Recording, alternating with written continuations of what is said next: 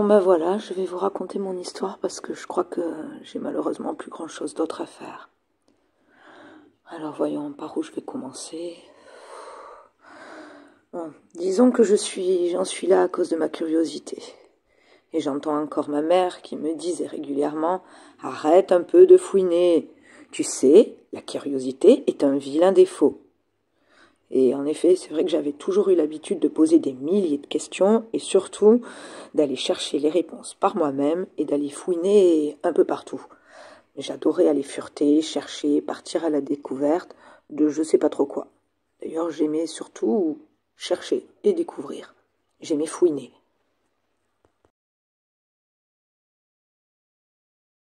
Et fouiner, c'était surtout explorer les vieilles maisons. Et c'était sûrement à la maison de ma grand-mère. On y allait y passer toutes nos vacances. Et elle avait une maison extraordinaire, immense avec plein de recoins, de cachettes, des petits greniers, des caves, tas d'endroits pour se cacher, pour découvrir et pour s'amuser. Et en grandissant, cette habitude ne m'a pas quittée. Lorsque nous avons déménagé une première fois, je m'étais appliquée à visiter les maisons de nos voisins, évidemment amicalement, sous le biais de diverses excuses. Et lorsque nous avons à nouveau déménagé pour arriver dans ce quartier, j'ai expliqué à notre famille que ce serait franchement mieux de faire une belle fête pour regrouper tous les voisins, et comme ça j'aurais libre choix d'aller voir leur maison. Et mon plan fonctionna à merveille. J'ai pu rencontrer tous nos voisins, ceux d'en face, d'à côté et de derrière, et ceux du fond de la rue, à l'exception d'une seule maison. Et bien sûr, c'était celle-là qui comptait. Je voulais la voir, la visiter. Mais les propriétaires étaient partis pour de grosses vacances. 4 semaines pour une île au soleil. Et moi, je devais encore attendre au moins une longue semaine avant leur retour. Bon, j'allais essayer de voir qu'est-ce que je pouvais faire, si j'avais loupé quelque chose dans une des maisons dans lesquelles j'avais déjà jeté un petit coup d'œil. Et bien évidemment, je n'ai rien trouvé d'intéressant. Et au bout de 4 jours à m'ennuyer, à ne plus savoir trop quoi faire, à subir les critiques de mon entourage, sur le respect de la vie privée, blablabla, je commençais à m'agacer quand Madame Mimi, notre petite voisine d'en face, est venue sonner. À la porte, elle voulait me demander si je voulais bien venir l'aider. Elle avait ses fournées de biscuits, ses délicieux biscuits à finir pour la fête de printemps. C'était une dame d'un certain âge, avec un air toujours bienveillant, un joli chignon blanc qui lui donnait un petit côté mamie d'antan. Je la trouvais franchement adorable. Je m'ennuyais tellement que j'ai aussitôt accepté. Et de plus, j'avais déjà goûté ces délicieux gâteaux. Franchement, ils sont trop bons. Alors je ne savais pas encore, mais franchement, si j'avais su, je ne serais pas venue. C'était, je crois, la plus grosse erreur de toute ma vie que d'accepter de suivre cette soi-disant charmante vieille dame. On en était à la 3e fournée de biscuits quand le téléphone s'est mis à sonner. Elle est allée répondre, puis elle revient m'expliquer que c'est sa grande-tante qui a besoin d'elle en toute urgence. Qu'elle va partir et qu'il faut que je m'en aille aussi. Déjà dans ma tête, je me dis, sa grand-tante, je me demande bien quel âge elle peut avoir. Et puis, franchement, les biscuits, ce serait dommage. Donc j'insiste, je lui explique que je peux très bien m'occuper de ces biscuits, qu'elle a allé voir sa grand-tante et que moi je reste là pour m'occuper de tous ces petits gâteaux. Et qu'évidemment, je n'oublierai pas de les sortir du four. Finalement, elle accepte et elle me laisse seule chez elle. Là, moi, j'attends quelques instants, je mets le minuteur et hop, c'est parti. Allons voir ce que j'ai pu louper dans sa maison. Je commence à fouiner à droite, à gauche. C'est une vieille maison et il y a pas mal de pièces à explorer. La dernière fois, j'avais pas tout fait. Je crois que je m'étais arrêtée à son garde-manger. Et il me semble que j'ai entendu dire qu'elle avait une grande bibliothèque. Et j'aime bien les bibliothèques. Alors je cherche et puis je trouve sa fameuse bibliothèque. Évidemment, une pièce assez sympathique parce qu'elle est pleine de livres, un petit recoin pour la lecture, un super tapis moche et une bosse au niveau du tapis. ma curiosité, je soulève le tapis, et là, bingo, mon cœur s'emballe, je suis ravie, une trappe. Youpi, j'ai enfin trouvé quelque chose. Je jette un dernier petit coup d'œil sur le minuteur, je vois que j'ai le temps, je décide donc d'ouvrir cette trappe et d'aller explorer. J'ouvre la trappe, un bel escalier qui descend tout au fond et une porte rouge. Qu'est-ce qui m'attend? Alors là, l'inconscience fait que, je suis curieuse, je vais voir. J'aurais dû me dire non. Franchement, que fait une vieille dame avec un escalier caché, avec une trappe, une porte rouge? Ça pue, casse-toi. Non. Non, je descends l'escalier, qui est quand même assez long. Je dirais qu'il fait bien une bonne trentaine de marches.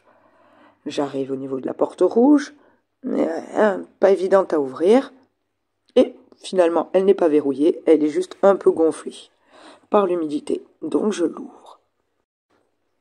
Et là, j'en crois pas mes yeux. C'est pas possible. Je me dis, c'est une blague. Je pense d'abord à mes amis qui savent que je suis curieuse. Bon, en même temps, ils auraient pas pu savoir que je suis là. Mais devant moi, il y a une grande pièce, tout en longueur, avec un sol en damier noir et blanc, avec des taches de sang un peu partout. Des clés ensanglantées accrochées au mur. Les murs sont sales, fissurés. Et au fond, il y a une autre porte.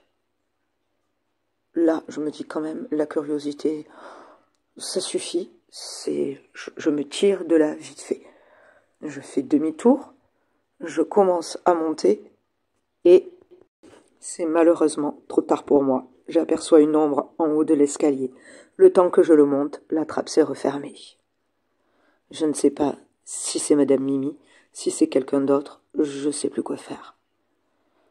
Et voilà. Voilà où j'en suis. Je suis enfermée dans cette cave. Je n'ose pas aller voir ce qu'il y a de l'autre côté de cette porte. Et en même temps, je n'ai rien d'autre à faire. Alors j'enregistre ce message. En même temps, ma curiosité est toujours un peu présente et je pense que je peux trouver le moyen de m'en sortir. Après tout, ce n'est qu'une vieille dame. Et puis j'ai mon téléphone, il est relativement chargé. Je pense que je devrais pouvoir réussir à appeler les secours. Bon, évidemment, là où je suis, ça ne capte pas. Mais peut-être qu'après cette porte rouge, je trouverai un moyen, une sortie ou un endroit où ça capte, ou sinon j'essaierai de trouver au moins un réseau Wi-Fi dans l'espoir de trouver le moyen de contacter quelqu'un. Bon, je vais essayer d'aller ouvrir cette porte et je reviens vers vous. J'économise ma batterie. Bon, c'est l'horreur effroyable. C'était de pire en pire. J'ai réussi à ouvrir la porte. Il y avait un couloir avec un dédale de porte. L'horreur derrière chaque porte. C'est pas une femme qui vit là. C'est une sorcière, c'est un démon, je ne sais pas ce qu'elle fait. Il y avait des peaux, des cheveux, des tas de photos d'elle. À tout âge. C'est incompréhensible. Je crois que je ne sortirai jamais de là. J'ai trouvé un petit trou au fond d'une pièce, un petit espace qui mène à l'extérieur. Mais j'ai crié, j'ai fait ce que je pouvais, personne ne m'entend. J'arrive pas à trouver le moindre réseau. Tout ce que je peux faire, c'est enregistrer sur mon téléphone qui me sert à rien. Je suis désespérée, c'est l'horreur, ça pue, c'est effroyable. J'espère au moins ne pas subir le même sort que tous ces corps entassés partout, ces cheveux. Je sais pas ce qu'elle fait, mais c'est l'horreur. Et papa, maman, je vous aime. Je suis désolée, j'aurais dû vous écouter, j'aurais dû écouter tout le monde. J'aurais pas dû fouiner partout. J'espère au moins que vous trouverez cet enregistrement et qu'elle arrêtera tout ça. Moi, je deviens... J'ai plus d'espoir et j'ai plus de batterie et je sais plus quoi faire.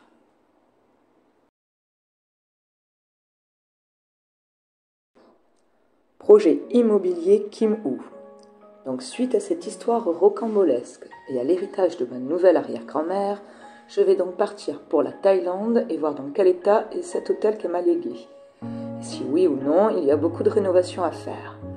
tout cas, quoi qu'il en soit, je compte bien rentabiliser cet héritage, le plus bel hôtel du coin.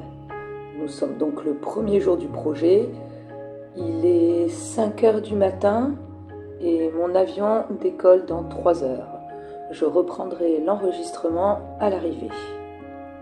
Voilà, je suis enfin arrivée et j'apprends qu'il va falloir encore un bon moment avant d'arriver à l'hôtel, qui apparemment est assez reculé dans une zone plutôt sauvage et naturelle.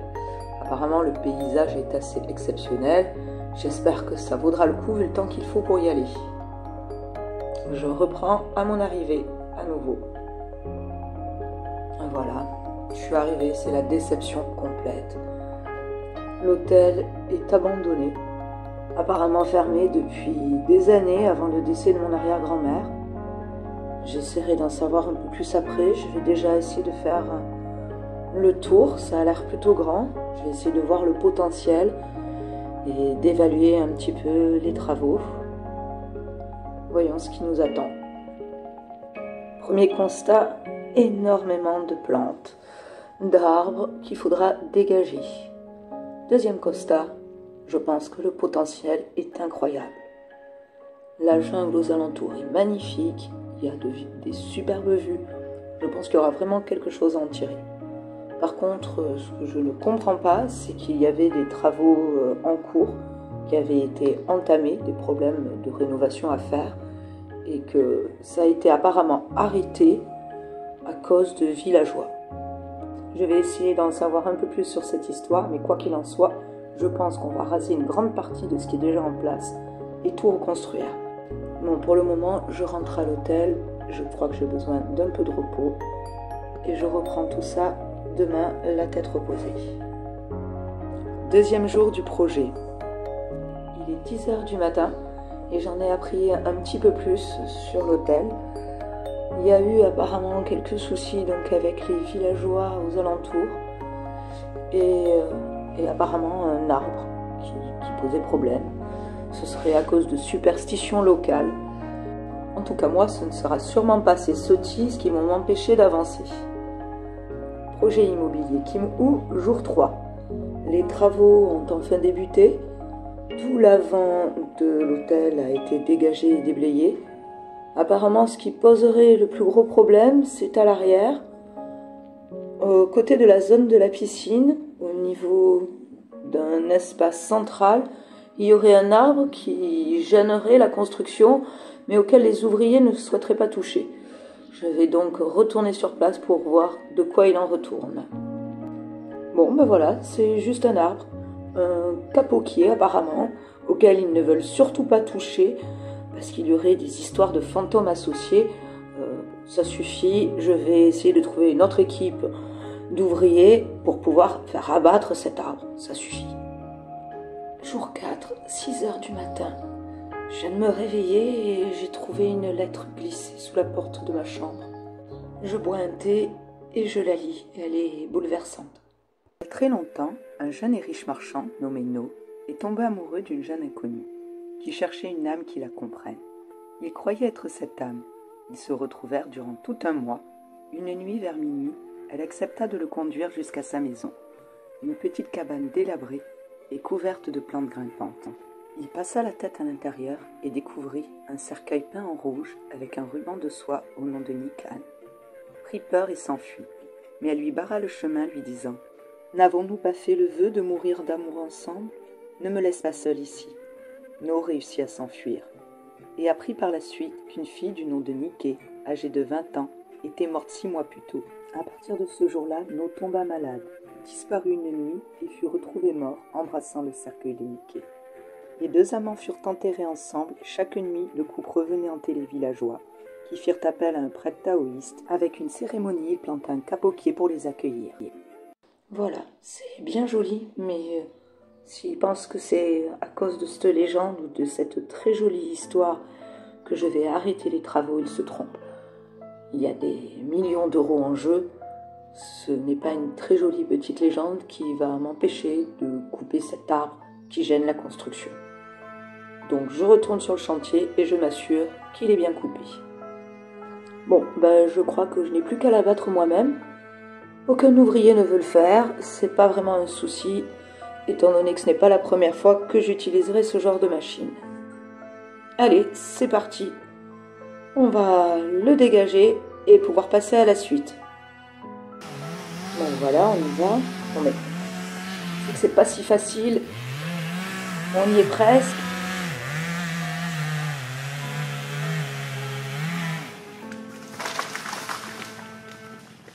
Quand je pense que j'aurais dû faire ça moi-même. Bon, bah maintenant vous finissez, moi je retourne à l'hôtel et je reviens demain pour voir comment ça s'est passé et où est-ce que vous en êtes. Jour 5.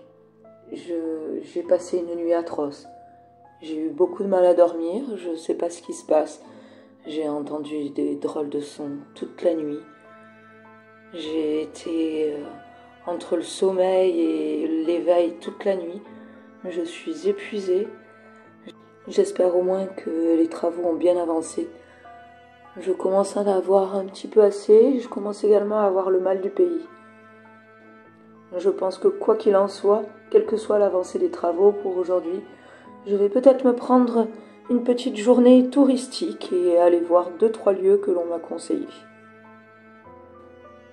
Alors je suis de retour à l'hôtel. Les travaux avaient avancé, mais de nombreux ouvriers se sont plaints, soi-disant de bruit, de choses, d'apparitions, encore leur superstition. Et moi j'ai eu une drôle d'après-midi, j'ai voulu profiter et on m'avait conseillé un joli temple, mais j'ai été prise de malaise, je n'ai même pas pu visiter le temple. À peine j'avais posé un pied sur les marches que j'ai commencé à avoir des nausées. Je me suis dit que ça allait passer si je rentrais, que ça devait être un petit coup de soleil. Qu'en me mettant à l'ombre du temple, ça irait mieux. À peine j'avais franchi le temple que j'ai vomi, on m'a mis dehors. Je me suis excusée, mais je suis pas bien du tout, je comprends absolument pas. Je vais essayer de me reposer et je reprends demain. Jour 6. J'ai dû avoir une intoxication alimentaire, c'est pas possible. J'ai passé une nuit atroce. J'ai eu des sueurs froides toute la nuit. J'ai cru voir des ombres, j'ai cru entendre des voix. À force d'entendre leurs superstitions, ça commence à me toucher. Mais je ne vais pas me laisser faire, me reprendre et me concentrer sur la fin des travaux. 10e jour du projet. Ce soir, c'est l'inauguration. Le projet touche à son but, mais j'ai passé 3 jours vraiment bizarres. J'ai vraiment essayé de me concentrer et de faire comme si de rien n'était. Le projet est mené à terme, l'inauguration devrait bien se passer.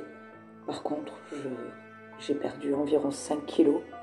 Je n'arrive absolument pas à manger. Hier, dans mon repas, au milieu des nouilles, j'ai cru voir des vers. Je vois des choses qui ne devraient pas être là. Je ne sais même plus si elles sont là ou pas.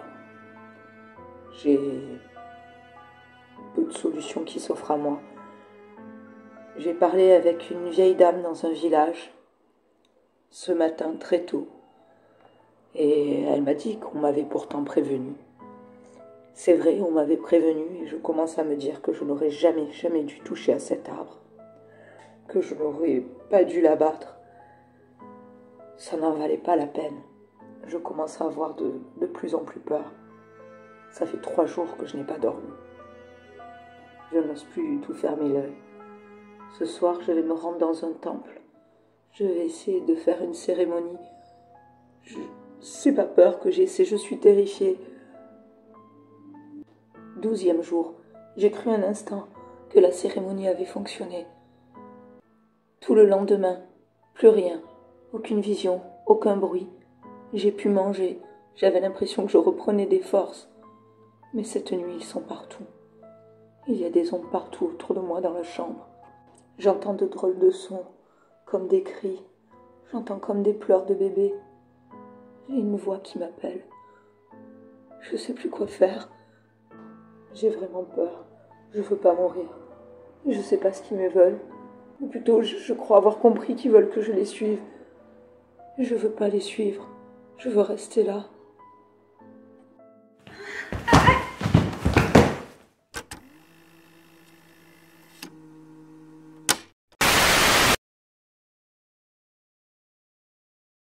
Charlotte. Je vais vous raconter mon histoire parce que j'ai besoin de votre avis. Je l'ai rédigée parce que je sais que si je me lance comme ça, je ne saurais même pas par où commencer. Et qu'aujourd'hui, je suis complètement perdue et que je ne sais plus du tout quoi faire. Cela fait environ 10 ans que nous avons aménagé, mon beau-père, ma mère et mon petit frère, dans un quartier tranquille où tout le monde se connaît. Le genre de quartier où l'on ne ferme pas systématiquement la maison à clé. Mon beau-père travaille à l'hôpital, assez bien placé, et ma mère à la mairie de la ville. J'ai également la chance de m'entendre très bien avec eux et avec mon petit frère, même s'il me casse assez souvent les pieds. Et dans ces cas, généralement, c'est Tom qui vient à mon secours et ils partent ensemble faire du foot. Tout allait franchement pour le mieux, jusqu'à il y a environ 2 ans, quand un nouveau voisin a fait son apparition dans le quartier.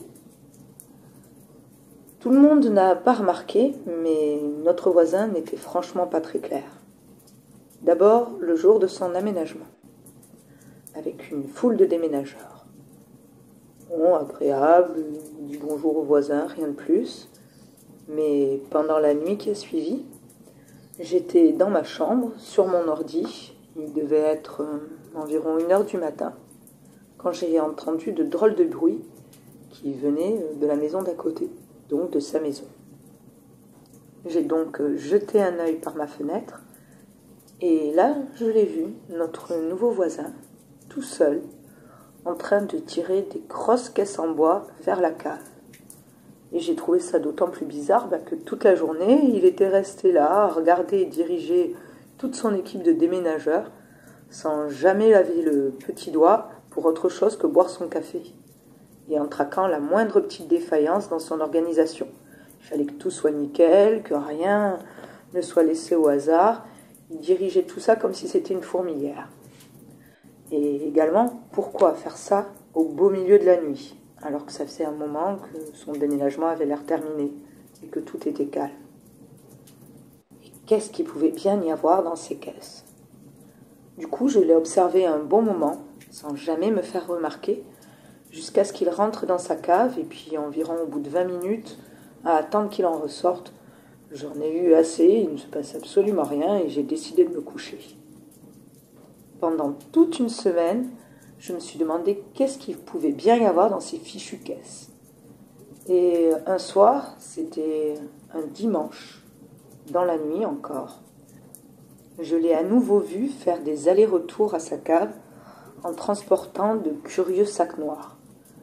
Ça m'a vraiment intriguée et puis j'ai du coup décidé de mener ma petite enquête. D'un côté, j'allais chercher tout ce que je pouvais trouver comme renseignement sur lui, et de l'autre, j'allais chercher tous les cas, toutes les affaires bizarres et non résolues qu'il pouvait y avoir eu dans le coin. Au début, je n'ai pas appris grand-chose. J'ai su que notre voisin venait d'un pays étranger, qu'il vivait seul, qu'il n'avait apparemment pas de famille, il ne sortait presque jamais, si ce n'est toutes les semaines à la même heure, je n'avais pas encore trouvé pour aller où, qu'il n'aimait ni les enfants ni les animaux. Mais bon, c'était rien de vraiment probant. Je m'étais donc dit que j'irais directement chez lui essayer de fouiller le fameux jour où il était absent. Finalement, je n'ai eu pas tellement de difficultés à m'introduire chez lui, étant donné que j'avais prévu le coup et j'avais coincé une de ses fenêtres afin qu'il ne puisse pas la verrouiller. À l'intérieur, j'ai découvert une maison froide, limite aseptisée. Il devait être hyper maniaque, rien ne dépassait, tout était parfaitement rangé. Ça m'a rappelé ma maison, mais en bien plus triste et bien plus glauque. Et j'ai aussi trouvé une pièce verrouillée à l'intérieur de la maison. J'ai trouvé ça curieux qu'il ferme une porte à clé alors qu'il vit seul. Mais je n'ai pas eu le temps de poursuivre parce qu'il allait bientôt rentrer. Évidemment, j'avais l'intention de revenir voir qu'est-ce qui se cachait derrière cette porte.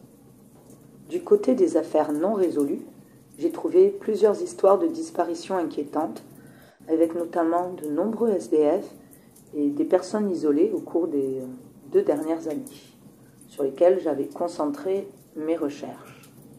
Parallèlement, j'ai également commencé à remarquer des petits détails dans le quartier, comme le fait que le lampadaire devant chez nous ne fonctionnait plus depuis plusieurs mois, plongeant les 4 maisons qui l'entouraient complètement dans l'obscurité. Je me suis dit que ça devait être bien pratique pour notre voisin. J'ai également remarqué des disparitions d'animaux et des traces ci et là de choses un peu curieuses, des affiches de disparition. Mais petit à petit, mon enquête est devenue plus sombre et beaucoup plus dérangeante pour moi. Parce que mon principal suspect était petit à petit en train de se transformer.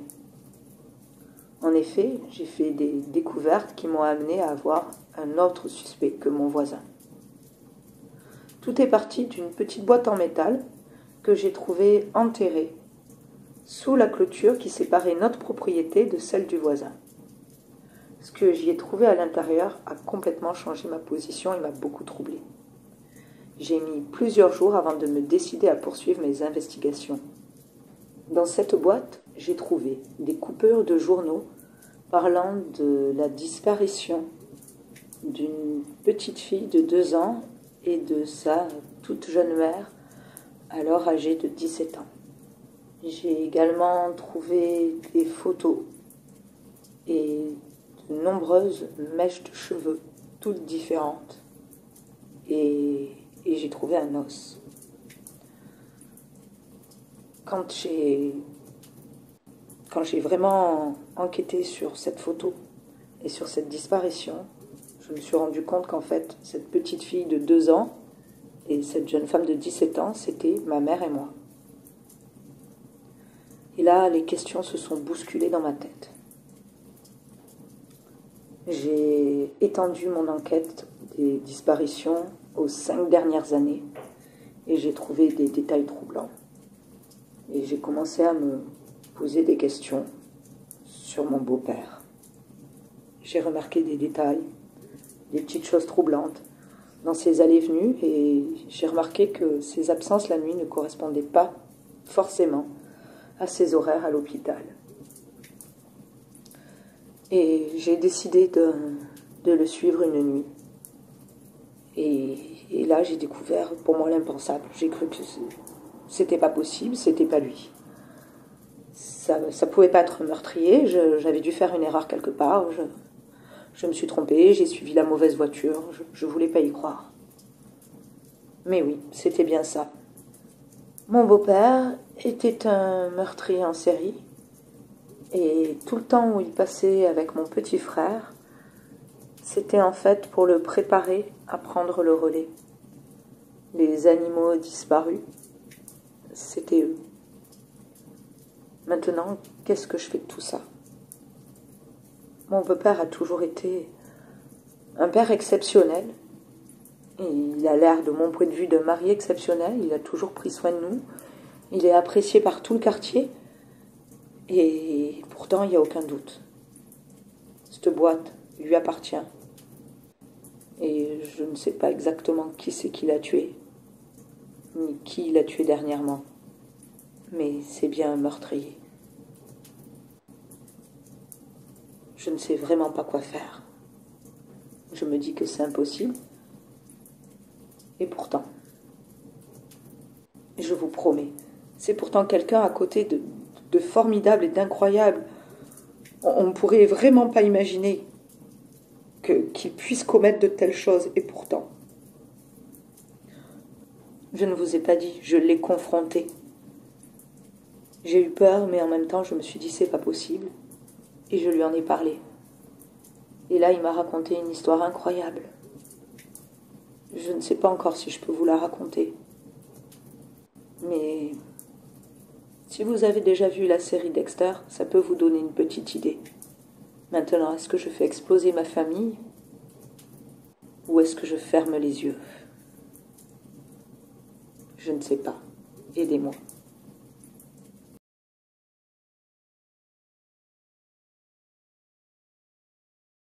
En m'engageant dans ce taf, je ne m'attendais pas vraiment à ça. À la base, je cherchais juste un petit boulot. Quelque chose que je pourrais faire rapidement. Ça devenait plus qu'urgent. Alors quand j'ai vu la petite annonce notée débutant accepté et urgent, j'ai foncé. Un poste dans une petite société de nettoyage, spécialisée dans la désinfection et la désinsectisation.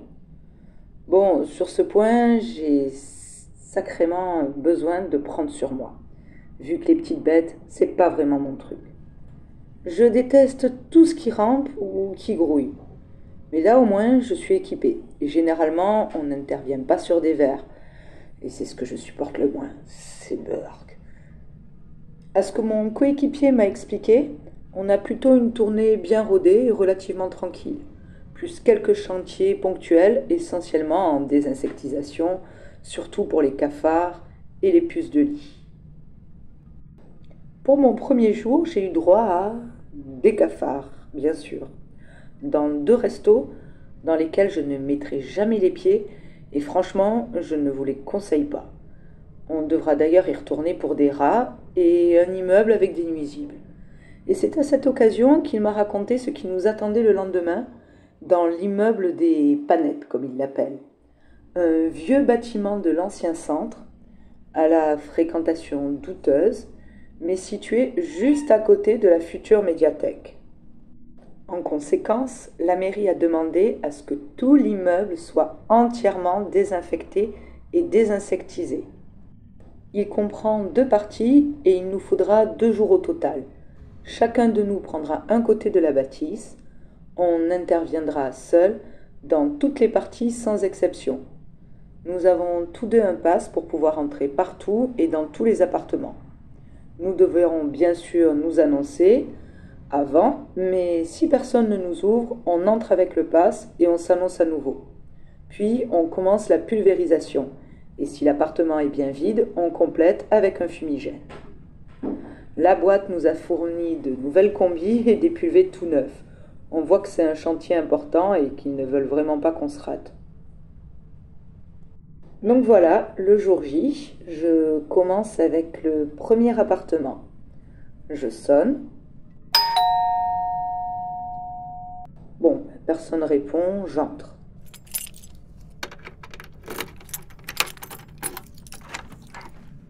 Hello, y a quelqu'un? C'est le service de désinfection. Y a quelqu'un? Bon, je commence. L'appartement n'est pas très grand, mais surtout bizarrement agencé. Les toilettes sont dans la cuisine et la douche dans l'entrée. Si ce n'est pas l'ambiance lugubre de l'appartement et sa drôle de configuration, il n'y a rien à en dire. Allez, je vais faire le couloir et j'attaque le second appartement. Voilà, le numéro 2.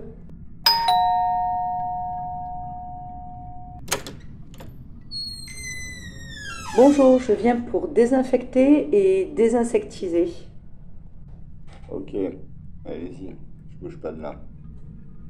Très bien, monsieur, je vais faire le tour et pulvériser partout.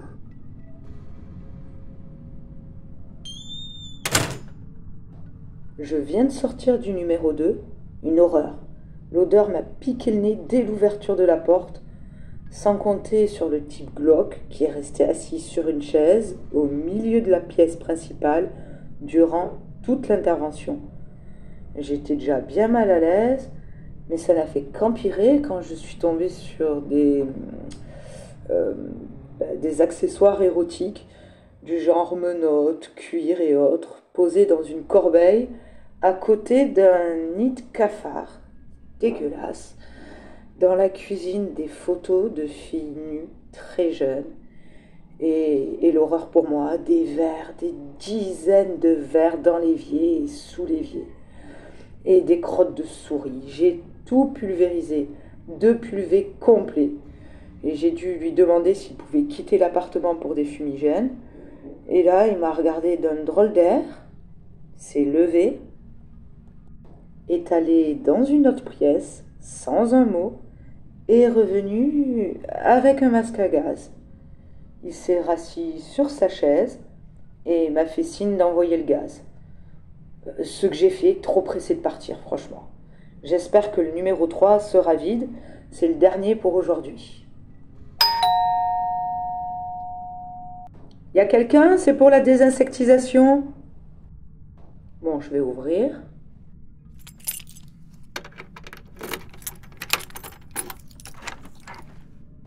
Y a quelqu'un?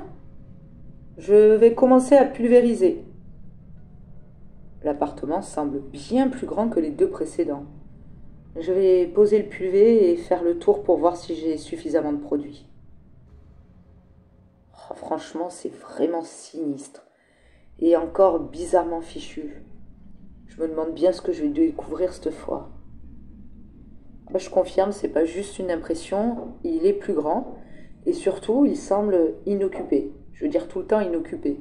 Il n'y a pas vraiment de meubles, juste quelques chaises dans un coin, des bidons de différentes tailles et des tréteaux.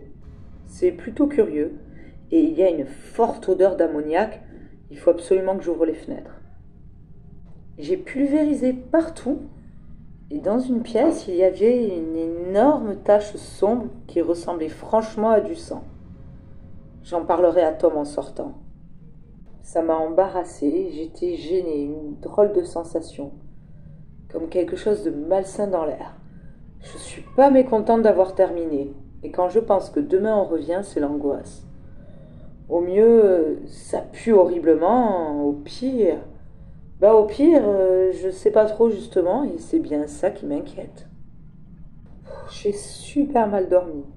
J'ai rêvé de bestioles rampantes dans un univers à la Silent Hill, et enfin réveillé quand je songe à ce qui m'attend. Je suis pas très motivée. Bon, faut bien régler ces fichues dettes. Allez, courage, la combi, et hop, c'est parti. Aujourd'hui, nous faisons la seconde partie du bâtiment. Et je dois commencer par le dernier appartement, le numéro 6, et finir par le 4. Donc le 6... Ah, voilà, c'est là.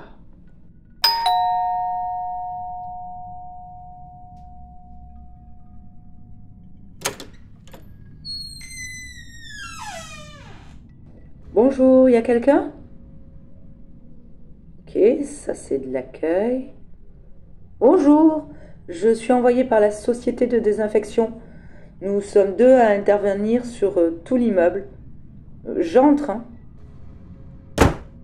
Ah, ok, je ne sais même pas si c'est un homme ou une femme. L'habitant me fuit. Ah d'accord, je comprends mieux. Tom vient de m'envoyer un message. L'occupant des lieux n'est jamais sorti. Il est agoraphobe et asocial. Oh là, apparemment il n'est pas germophobe. Il aurait plutôt le syndrome de Diogène. Il y a de tout partout, je vais m'éclater. Oh, j'ai enfin terminé le numéro 6. J'ai pris beaucoup plus de temps que prévu, il faut que j'enchaîne rapidement. Le 5. Allez hop, on y va. Le 5, bah, il est où le 5? Numéro 6, numéro 4. Non, il me faut le 5. Ah, un escalier. Ah, un demi-étage et le numéro 5. Encore un agencement tordu. Ah, il faut le chercher cet appart de... Bon. Allez, pas évident à voir. Du coup, je fais le 4. Je me recharge en produit et je l'attaque. Alors, le 4. Voilà.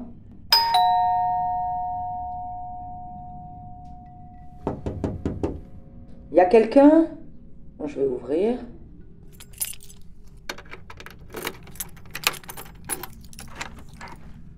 Chouette, un autre appartement sans personne. Je vais pouvoir faire vite. Quand c'est curieux, de l'extérieur, il paraissait avoir une taille standard, mais à l'intérieur, c'est petit, franchement petit. Il n'y a pour ainsi dire qu'une pièce. Sur la droite, des sanitaires, un coin cuisine, un autre écran plat. À croire que dans cet immeuble, ils n'investissent que dans les télés. Et voilà. Bon, c'est curieux, mais vu mon retard, au moins ça va être vite fait. Alors, le numéro 5. Aïe! Oh, cet escalier est mal fichu. Alors, la sonnette, elle est où? Voilà. Bonsoir, y a quelqu'un? C'est l'entreprise de nettoyage qui m'envoie. Que j'en ai marre de répéter ça à chaque fois.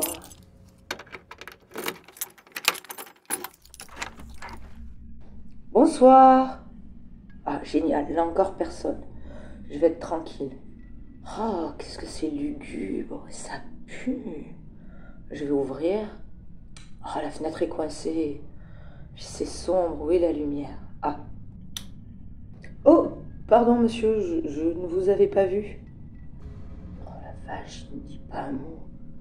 Et son apparence, son regard fait froid dans le dos. Je suis envoyé pour désinfecter et désinsectiser tout l'immeuble. Mon collègue fait également un autre appartement. Je vais commencer à pulvériser. Il ne dit rien et me suit de loin. Il y a très peu de meubles et de drôles de cloisons.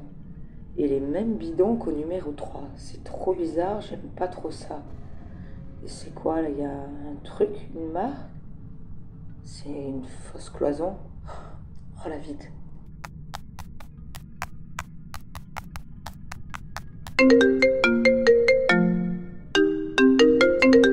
Allô? Ah oui, Tom, oui c'est ça, le numéro 5.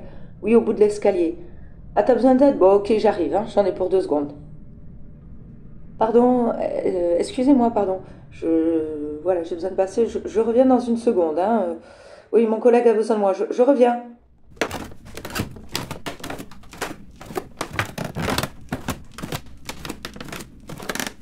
Oh là, il faut vite que je retrouve Tom. Je crois que je l'ai échappé belle. Il m'a fallu un temps, mais j'ai fini par comprendre. Heureusement que j'avais fait les autres apparts avant. Ça m'a permis de m'apercevoir que les cloisons, ça collait pas du tout. L'odeur des bidons, la tache de sang du numéro 3, à mon avis, tout est lié. Le type était trop honnête. Je vais prévenir la police. J'ai prévenu la police qui m'a tenu informé, en grande partie parce que ça a permis l'arrestation d'un tueur en série qui s'inspirait de plusieurs séries télé comme Dahmer. Une vraie horreur. Il avait bel et bien modifié l'immeuble afin de pouvoir y circuler tranquillement, circuler entre plusieurs appartements sans avoir à passer par les couloirs, et avait créé une pièce spéciale dédiée à la séquestration de ses victimes, qui généralement finissait dans les bidons. Et il avait remarqué mon passage le premier jour, et en fait il m'attendait. Et je pense que si je n'étais pas tiré de la vite fait, j'y serais passé. Heureusement qu'on était à 2 et que Tom n'était pas très loin. Je l'ai rejoint et on est sorti et on a appelé la police. Je pense que je vais quand même continuer ce métier, mais en restant tout le temps en binôme.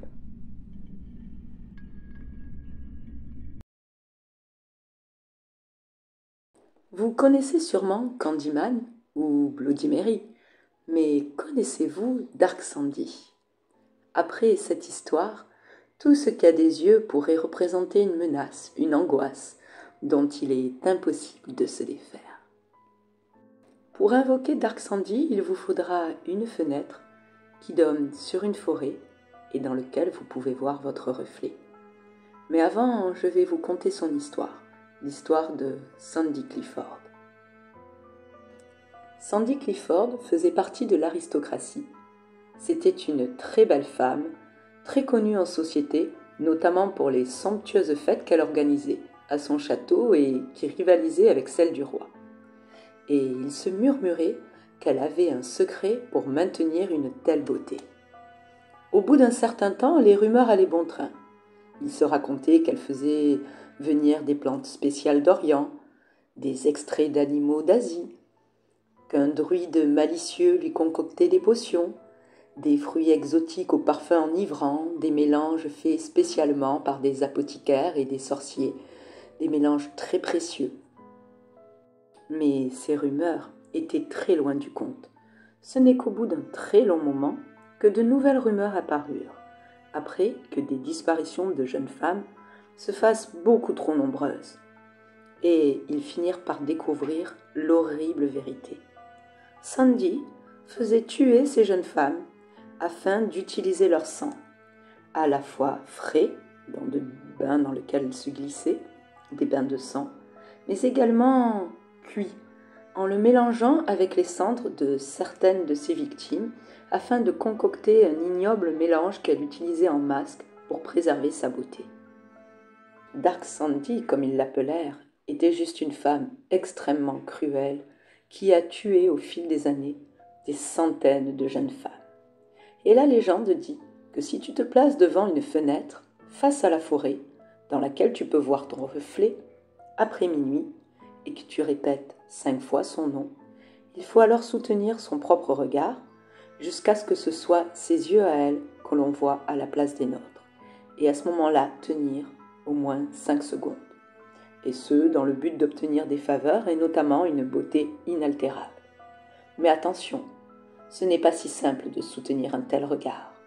Il paraît même que si vous obtenez ce que vous attendez, il faudra encore avoir la capacité de le soutenir à nouveau, à un moment où il peut apparaître, sinon il risque bien de vous hanter à jamais. Maintenant, voici ce qui est arrivé à un groupe de jeunes filles. Un groupe de 5 copines qui va décider d'essayer d'invoquer Dark Sandy lors de leurs vacances à la campagne.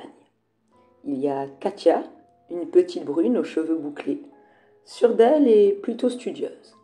Souris, la fêtarde de la bande, métisse et fière de ses origines, plutôt militante. Emma, la plus douce avec la blondeur d'un ange, mais avec quand même un sacré tempérament. Juliette, la plus sportive du groupe, une très bonne nageuse. Et enfin Célia, la plus excentrique et aussi l'artiste du groupe. C'est en vacances, chez Souris, lors d'une soirée orageuse, après avoir vu un bon film d'horreur et écouté quelques creepy dans le noir, que Célia proposa d'invoquer Dark Sandy, une idée qui amusa toutes les filles. Après avoir cherché rapidement comment faire sur Internet, en rigolant, Emma trouva la fenêtre idéale donnant sur le bois derrière la propriété. Il était minuit 5. C'est Célia qui commença. Dark Sandy, Dark Sandy, Dark Sandy, Dark Sandy, Dark Sandy, mais éclata de rire au bout de 3 secondes. Puis, ce fut au tour de Juliette, qui ne fit guère mieux. Souris fut plus sérieuse, mais éternua juste après avoir vu son regard changer, ce qui, finalement, lui a fait peur. Et vint le tour d'Emma, très concentrée. Elle commença Dark Sandy, Dark Sandy, Dark Sandy, Dark Sandy, Dark Sandy. Puis, au bout de 5, devint livide et finalement ferma les yeux, arrivée à 4. Elle n'aura pas réussi à tenir. Katia fut finalement la seule à avoir vraiment réussi et à avoir tenu les 5 secondes à soutenir un regard qui n'était pas le sien. La cérémonie finie, elles firent le point.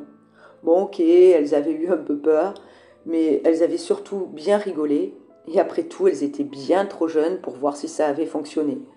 Elles avaient pas mal d'années devant elles avant de voir vraiment les premières marques de vieillesse, et leur conclusion, c'était « on s'en fout, on ne le saura pas avant longtemps, on est trop jeunes ». Et voilà comment se conclut leur soirée. Le lundi suivant, Katia raconte sur son journal sa première expérience. C'est curieux, ce matin je me suis préparée comme tous les jours. J'ai pris mon petit déjeuner dans la cuisine avec mes parents et ma sœur. Mon père est parti le premier, comme à son habitude, et ma mère a dû partir un peu plus tôt. Elle a pris ma sœur avec elle pour la déposer. Elle était super chargée à cause d'un exposé qu'elle doit faire dans la matinée. Comme je commence un peu plus tard, c'est moi qui vais réceptionner le courrier. Ma mère attend un recommandé. Bon, tout s'est passé normalement, jusqu'à ce que le facteur me dise au revoir.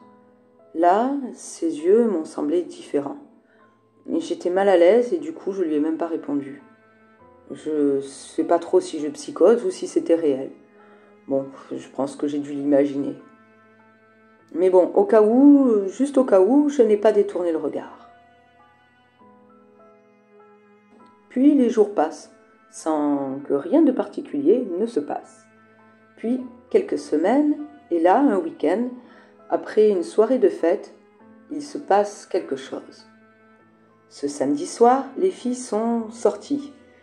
Et comme à son habitude, Katia a tout noté sur son calepin, même si son écriture était un peu confuse, sûrement à cause des post-cocktails qui ont ponctué toute leur soirée. Et ça donne à peu près ça. Cette soirée, c'était de la folie. On s'est éclaté, on est arrivé au night season comme des stars, et on a tout donné sur la piste de danse. Juste un truc chelou, genre bizarre, inquiétant, ou je sais plus trop. J'étais en train de danser quand j'ai vu une danseuse sur le podium. Elle était incroyable. Et à un moment donné, ses yeux ont semblé être ceux de Dark Sandy. Alors j'ai fermé les miens et j'ai continué à danser. Et puis un mec trop craquant a débarqué, on a dansé, et puis c'est sa meuf qui est arrivée. Dommage. Et puis ensuite on a décidé de rentrer toutes ensemble chez Souris pour finir la soirée et dormir toutes les 5 chez elle. Le lendemain, elle rentre chez elle et ajoute quelques notes. Mon cher journal, je ne suis pas sûre de moi, mais ce matin, dans la salle de bain, chez Souris, quand Emma était en train de se maquiller, ses yeux ont changé. Ça n'a duré que quelques secondes. Je la retrouve en cours cet après-midi, je vais essayer de lui en parler. Voilà, j'ai vu Emma et elle ne m'a pas vraiment cru. Et pendant notre conversation, Julien nous est passé à côté. Et même si là encore ça n'a duré que quelques secondes, cette fois, j'en suis sûre, ses yeux ont changé. Et je ne comprends pas pourquoi, c'était différent. Oh non, pétard, la soirée de samedi. Voyons, attends, je regarde le jour. Non. Bon, mais j'espère que c'est pas ça. Je viens de rentrer et aujourd'hui ça a été une journée d'horreur. Je me suis tapé une honte en cours. Incroyable. Monsieur Roman nous présentait des peintures et sur le dernier tableau, c'était un portrait d'homme et les yeux, ces petits yeux ont commencé à se transformer. Ils se sont agrandis et sont devenus les yeux de Dark Sandy, mais en plus inquiétant. Le regard est devenu si puissant que je me suis levée en criant et j'ai quitté la salle paniquée. Et bien sûr, comme j'ai été la seule à le voir, personne n'a rien compris. En rentrant à la maison, j'ai croisé une vieille dame, et là encore, ses yeux. Je n'ai aucune idée de comment m'en débarrasser. Vendredi. J'ai passé une horrible semaine. Souris et Emma ont encore du mal à me croire, mais au moins elles ne me prennent pas pour une folle. Et ce soir, j'espère passer une bonne soirée. On a un grand repas de famille, le repas traditionnel qu'on fait chaque année. Mes cousins, mes grands-parents, tout le monde sera là. Allez, j'écris tout à l'heure. Je vais me préparer pour ce repas. Le repas a été une catastrophe. Juste avant le dessert, le chien de ma tante a commencé à m'aboyer dessus. J'ai voulu simplement le repousser et son regard, j'y croyais pas. Sur un chien, un regard glaçant, perçant, qui m'a paralysée. J'étais tétanisée devant un teckel.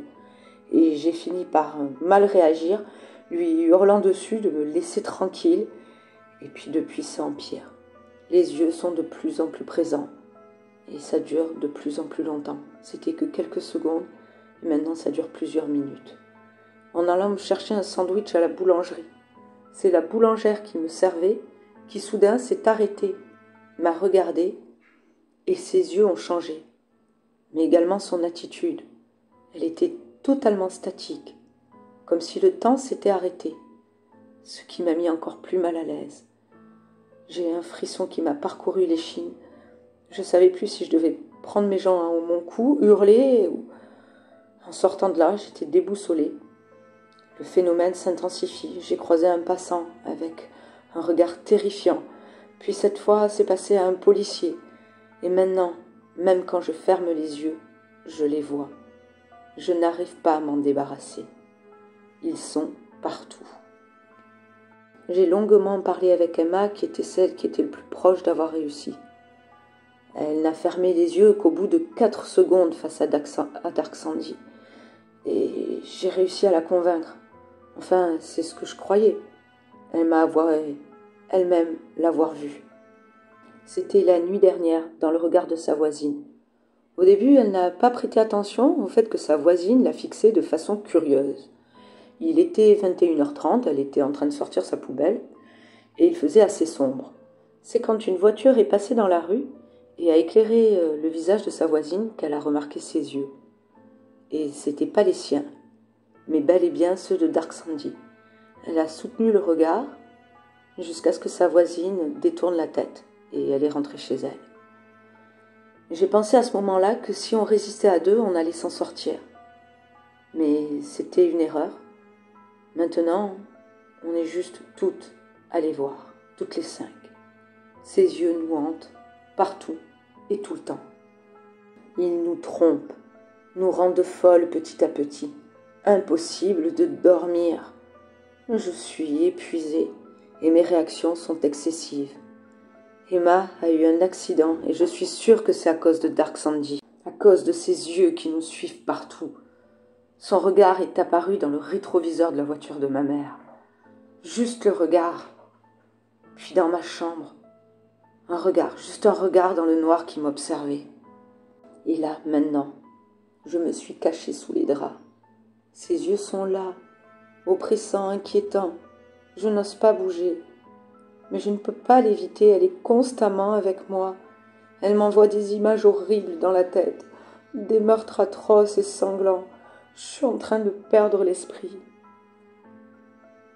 Ben oui, en effet, Katia et ses 2 amies sont maintenant internées dans une clinique spécialisée.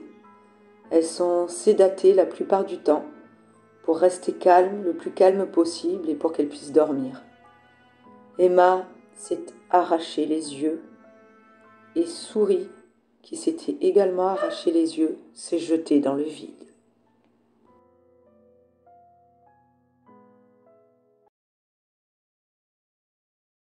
Bonsoir mes amis, ou devrais-je dire bonne nuit vu l'heure tardive. Pour les petits nouveaux de l'émission, s'il y en a, je vais vous expliquer comment ça marche. J'adore les vieux enregistrements, les Lost Media et les vieilles cassettes audio. Durant la semaine, je pars à la recherche de petites pépites et je vous les raconte ou les diffuse telles quelles si ça vaut le coup. Pour notre émission de ce soir, je vous ai prévu 2 histoires. Dernièrement, en chinant comme à mon habitude, j'ai trouvé une quantité de vieilles cassettes vidéo et audio. Et ce que j'ai découvert cette fois m'a intriguée. Donc ce soir, je vais vous retranscrire l'histoire de Nicolas. Il a environ 17-18 ans lorsqu'il enregistre son histoire. Elle commence lorsqu'il reçoit son enregistreur vocal. Il l'attendait depuis un moment pour y enregistrer ses journées afin d'écrire un livre par la suite. Et ses vacances chez sa grand-tante au bord d'un petit lac lui ont paru le moment idéal pour commencer ses enregistrements, pensant que c'était le lieu parfait pour partir à la découverte et trouver l'inspiration. M'y voilà, arrivé ce matin, j'ai pu dès maintenant partir en balade. Il est 14h et j'ai l'après-midi devant moi pour explorer les environs. Je vais commencer à aller vers le village. J'ai compté à peu près 30 minutes à pied en coupant par les bois et le champ de moutarde pour arriver dans le centre. Je vais en profiter pour aller à la boulangerie. J'adore l'ambiance de ces petits villages pittoresques. Le temps y semble figé. Les maisons en pierre, la petite église sur la place principale. J'ai même remarqué plusieurs personnes simplement assises devant chez elles, à discuter et à regarder les quelques passants. Aujourd'hui, je vais plutôt aller en forêt. Un sentier démarre à quelques pas de la maison. Je vais l'essayer. Le sentier est un peu monotone. J'ai entendu de l'eau couler. Je vais bifurquer. J'ai trouvé la rivière. Le coin est un peu escarpé, mais plutôt joli. Je pense que la rivière doit se jeter dans le lac. Je vais donc voir si je trouve un coin un petit peu plus accessible. Je viens d'apercevoir, enfin, je crois, une jeune femme.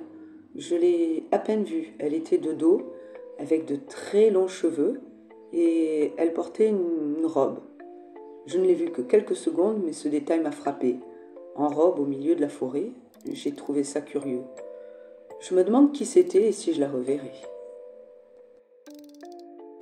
Ce matin, je suis allée un peu ailleurs.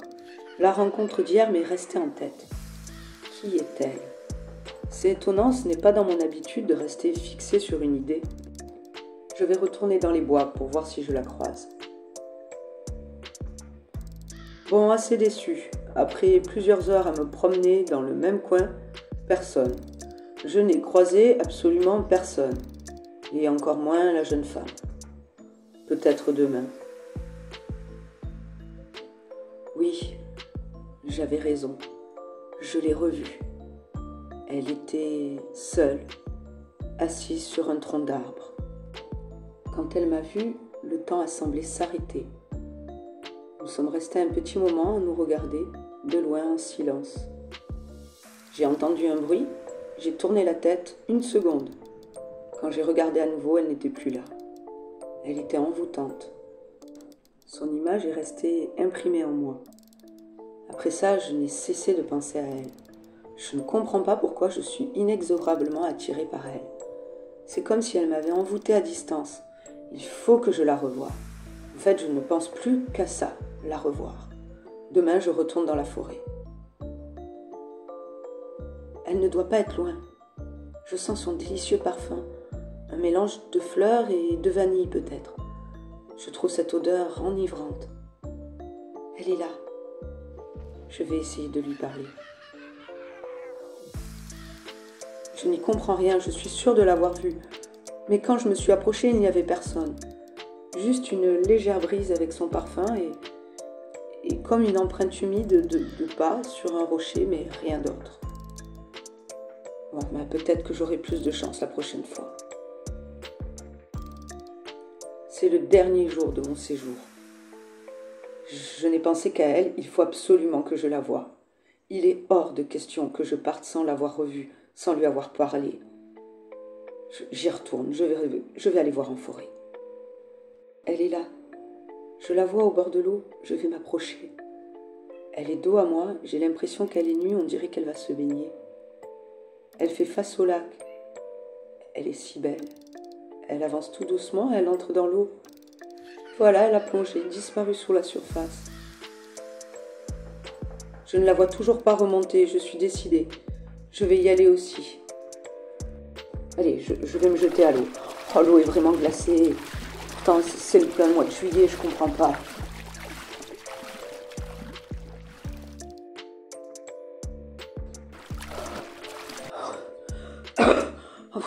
Je l'ai pas trouvée, je suis glacée. Je suis congelée. Essoufflée, je suis sortie, mais j'ai bien cru que je ne ressortirai jamais de ce lac. Je me suis pris dans une sorte d'herbe ou d'algue. Tout était sombre et si froid. Une pierre a roulé sous mes pieds et elle m'a coincée. J'ai commencé à manquer d'air et soudain, tout est devenu noir. Puis, d'un seul coup, je me suis retrouvée sur le bord et j'ai pu m'accrocher à une branche. Je ne sais pas comment je suis arrivée là. Et j'ai pu défaire la liane qui coinçait ma jambe et la voilà. Non, elle est là. Elle est là à nouveau, au milieu du lac. Elle vient dans ma direction. Oh, mon cœur bat à tout rompre. Elle se rapproche de moi. Elle a disparu. Elle est sous l'eau. Mais elle coule. Oh, j'y retourne. Par la suite, l'enregistrement a été retrouvé au bord du lac. Mais personne ne l'a jamais trouvé lui, ni aucune jeune fille. On ne sait pas s'il s'est noyé, si elle a voulu le sauver, s'ils sont partis ensemble ou s'ils ont disparu. Nous ne le saurons jamais. Lors de mes recherches, j'ai également trouvé un autre enregistrement, mais très différent cette fois, puisqu'il s'agit d'une histoire de chat. Pas tout à fait comme Cimetière 2, mais moi qui adore ces petites bêtes, j'ai bien failli changer d'avis en découvrant cette étrange histoire. Avez-vous déjà entendu parler de l'île aux chats, l'île de Toshirojima, excusez-moi pour ma prononciation, au Japon, une petite île indépendante dans la région de Miyagi, au large de la péninsule d'Oshika dans l'océan Pacifique. Bon voilà, vous aurez fait un peu de géographie comme ça. Il y a à peu près dans cette île 4 fois plus de chats que d'habitants. Eh bien, dans mon histoire, c'est un peu la même chose. C'est dans un petit village reculé où c'est exactement pareil. Il y a des chats absolument partout. Et cela ne posait aucun problème jusqu'à maintenant. Il y a quelques semaines de ça, j'ai reçu une première vidéo tournée dans ce village. Une sorte de reportage à mi-chemin entre le documentaire et le clip publicitaire amateur. La vidéo présentait le village et ses alentours, les habitations et bien sûr les chats. De très nombreux chats, de tout style, racés, ordinaires, à poils longs ou courts, il y en avait pour tous les goûts si je puis dire. Et tout ça s'arrêtait là. J'ai donc mis de côté la cassette, ne trouvant pas vraiment d'intérêt pour l'émission. 2 jours après, j'ai reçu une nouvelle vidéo. Comme la première, l'expéditeur n'était pas mentionné. Je ne sais donc pas de quel village il s'agit ni d'où elle vient. La vidéo était un peu plus longue et se concentrait uniquement sur une zone du village. Une caméra fixe filmant les allées et venues de quelques passants et surtout de dizaines de chats. Là non plus, pas vraiment d'intérêt. C'est à la 3e vidéo que les choses ont commencé à devenir intrigantes. Cette fois, elle présentait rapidement une famille de 8 personnes, un couple âgé, une autre femme âgée, 2 parents et 3 enfants, et leur maison, également habitée par une bonne vingtaine, voire même trentaine de chats. Ils étaient dans les chambres, le salon, la salle d'eau, la cuisine, le jardin. Ça donnait l'étrange impression que les gens vivaient chez les chats et non l'inverse. Il y avait une atmosphère un peu curieuse. La vidéo suivante était-elle encore plus intrigante? C'est celle qui m'a fait attendre les suivantes avec impatience. Elle montrait les chats qui se rassemblaient, disons, pour chanter. Tenez, je vais vous faire écouter un morceau de l'enregistrement.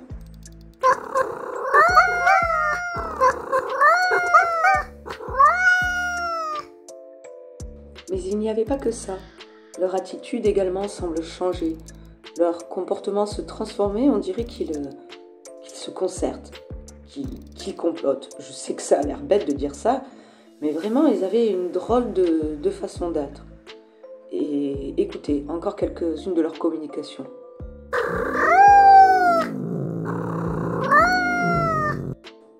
Mais ce sont surtout leurs yeux qui m'ont frappé.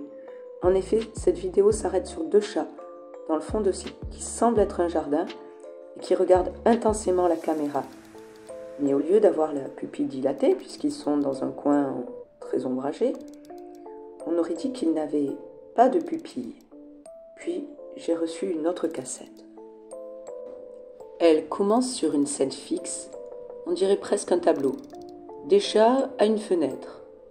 Puis, petit à petit, la caméra bouge lentement et nous montre des chats en cercle autour de quelque chose d'assez difficile à identifier. Et la caméra recule encore plus lentement. Et quand un chat tourne la tête, la caméra change d'angle et tout laisse penser que la personne qui filme se retourne et s'enfuit de la scène en courant. Et puis ça s'arrête là. Vous imaginez mon impatience à recevoir la vidéo suivante. Et je l'ai reçue.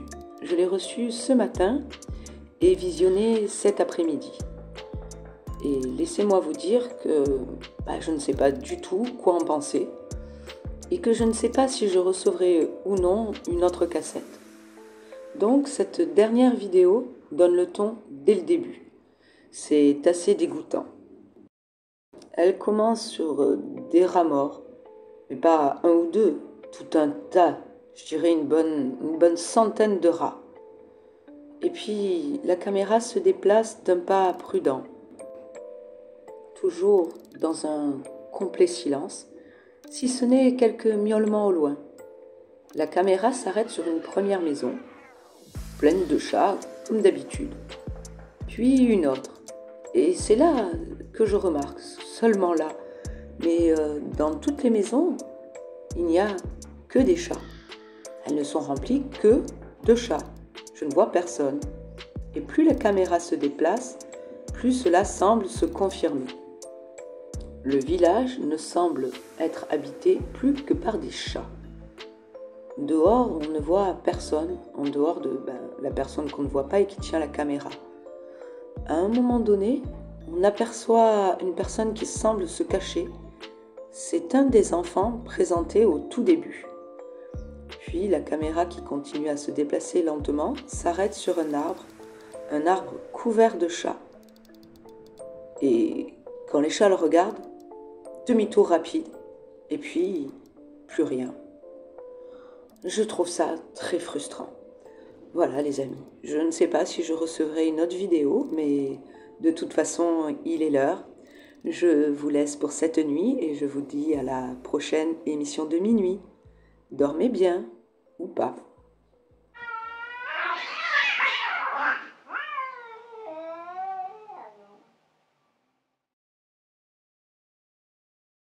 Voilà ma vie. Je bosse toute l'année et voici comment se déroule une journée ordinaire. Je me lève entre 4 et 5 heures du matin selon les jours et selon les chantiers.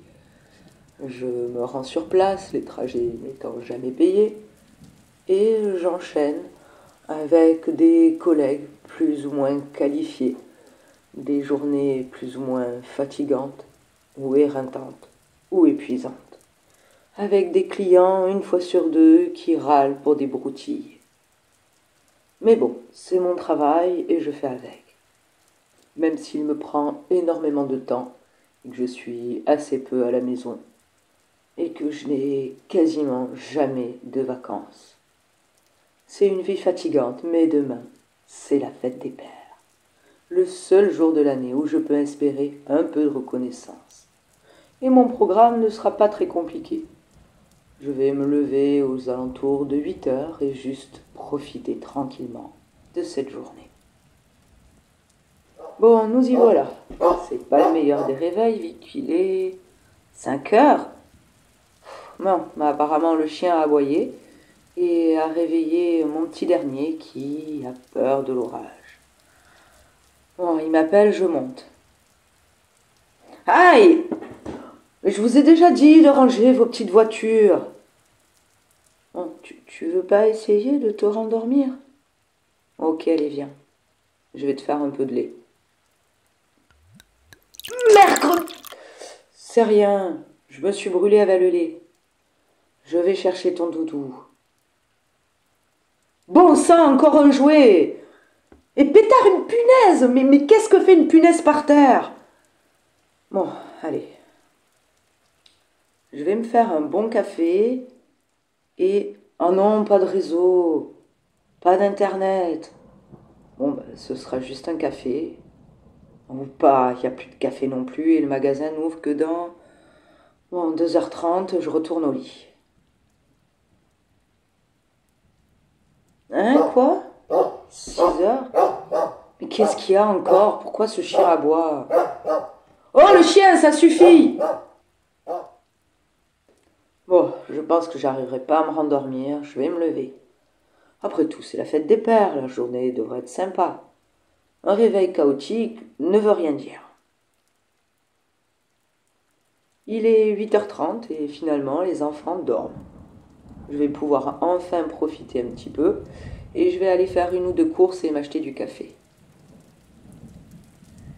Il est 10h et quelle erreur! Le magasin était blindé, du monde partout. Et bien sûr, une vieille dame qui me passe devant avec son petit sac, puis son mari qui la rejoint avec un énorme caddie. Franchement, qui fait ses courses pour un mois un dimanche matin? Évidemment, quelqu'un à la retraite, qui avait visiblement rien d'autre à faire que de prendre un dimanche matin. Aucun autre créneau de disponible, sûrement. Résultat, 1h30 pour 3 baguettes, un poulet, une plaquette de chocolat et du café. Bon, ça fait une moyenne environ 20 minutes par produit. Bon, c'est pas grave, je vais aller me faire ce café. Il est 11h et je peux faire mon café. Victoire! Bon, ma femme a dû partir en urgence à la pharmacie de garde. Notre cadet est malade. Et d'ailleurs, il vient de vomir. Je vais nettoyer et... Oh mais oui, bien sûr, quelle excellente idée! Essayer d'essuyer le vomi avec ma chemise, mise sur le dos du chien. Tu crois que ça va faire une serpillière? Il y a juste du vomi partout, sur le chien, sur la chemise, le sol, le canapé. Merci.